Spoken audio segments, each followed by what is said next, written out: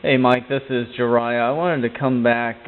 Tim did a fantastic job, of course, of whether you wanted to see it or not, of explaining some of this discovery that he had done in trying to get your boat back restored as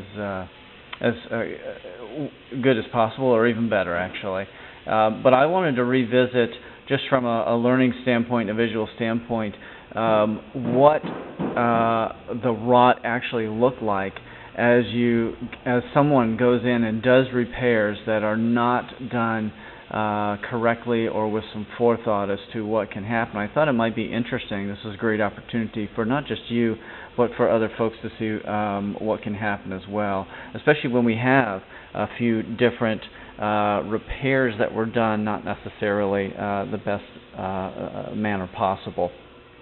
So anyhow, the first thing here, and Tim is still here to help me pull some of this apart, but just to sort of bring this back apart, as we discover rot in here with the pick here, that is just unbelievably wet and soft.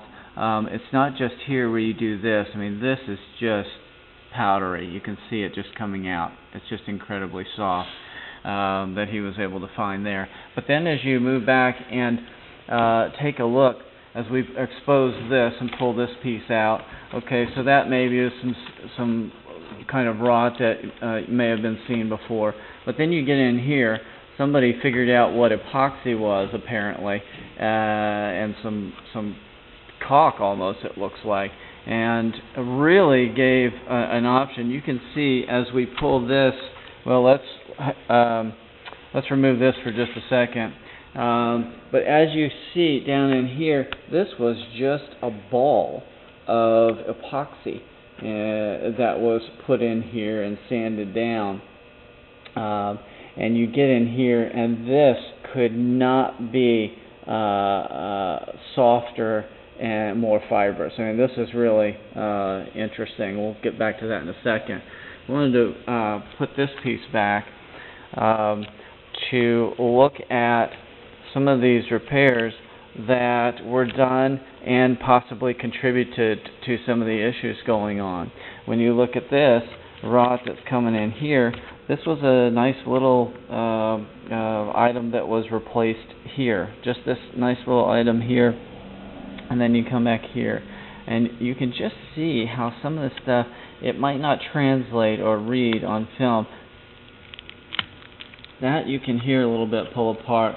But when you take this off and remove it, then you can see where that really allowed for some ingress.